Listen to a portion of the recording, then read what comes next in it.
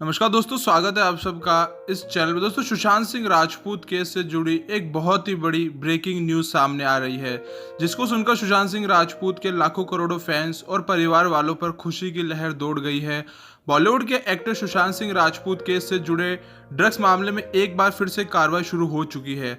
दरअसल narcotic control bureau यानी कि एनसीबी ने अब सुशांत सिंह राजपूत के नौकर रहे नीरज और केशव को फिर से पूछताछ के लिए बुला लिया है। जी हाँ दोस्तों, आपने सही सुना।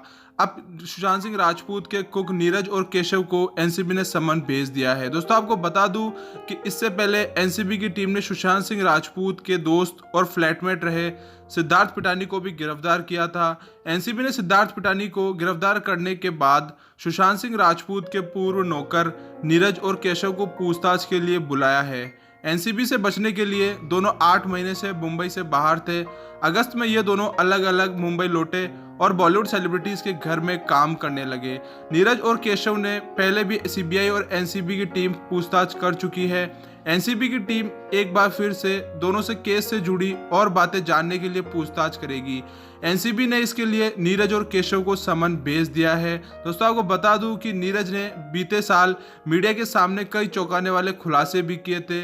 इन खुलासों में नीरज ने सुशांत सिंह राजपूत, रिया चक्रवर्ती, सैमुअल मिरांडा, शौविक चक्रवर्ती और दीपेश सावंत सहित कई अन्य लोगों से संबंधित कई बातों को बताया था। और अब दोस्तों, एनसीबी ने इस केस में बहुत ही अच्छा काम किया है। तो अब सुशांत सिंह राजपूत केस में एनसीबी ने नीरज और केशव को समन भेज दिया है। तो आपको बता दूं कि जब सुशांत सिंह राजपूत की मौत हुई थी, उसके बाद से ये केस सीबीआई को हैंडल कर दिया गया। सीबीआई को हैंडल करने के बाद में जब सीबीआई ने नीरज और केशव से इंटेरोगेशन करी, तो उसमें नीरज और केशव ने बहुत बड़े बड़े खुलासे किए थे। नीरज का कहना यह था कि सुशांत सिंह राजपूत की गर्लफ्रेंड रिया चक्रवर्ती सुशांत सिंह राजपूत के बहुत ज़्यादा खर्चे करवाती थी। और इसी के साथ अब सिद्धार्थ पिटानी से और नीरज और केशव से क्या क्या खुलासे होते हैं, अब एनसीबी नीरज और केशव से पूछेगी कि किस तरीके से सिद्धार्थ पिटानी ड्रग्स लेता था, कहाँ से, कौन उनको फाइनेंस करता था, कहाँ से ड्रग्स मंगवाता था और किसको देता था। अब ये दोस्तों पूरी सच्चाई सामने बाहर आएगी और जल्द ही सुशांत सिंह राजपूत को न्याय मिलेगा। दोस्तों, शौक करने वाली बात तो ये है कि सुशांत सिंह राजपूत को 14 जून 2021 को 1 साल पूरे हो जाएंगे उनकी मौत को, यानी कि 14 जून 2021 को सुशांत सिंह राजपूत की डेथ एनिवर्सरी है। इससे पहले एनसीबी हरकत में आ गई और बड़े बड़े खुलासे करवाने के लिए इंटेरोगेशन कर रही है। अब दोस्तों, देखना यह है कि सुशांत सिंह राजपूत की डेथ एनिवर्सरी से पहले क्या सुशांत सिंह राजपूत को न्याय मिल पाएगा। हालांकि इस केस में सीबीआई की तरफ से कोई बयान नहीं आया है।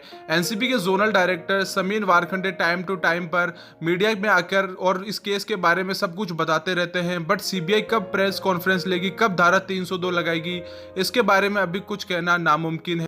अब देखना यह है कि सुशांत सिंह राजपूत के कुक नीरज और केशव रिया चक्रवर्ती और शौविक चक्रवर्ती का नाम भी लेंगे। अगर रिया और शौविक दोनों का नाम लिया तो हो सकता है कि एनसीबी फिर से उन दोनों को इंटेरोगेशन के लिए बुलाए और वापस ड्रग एंगल से जांच स्टार्ट करे।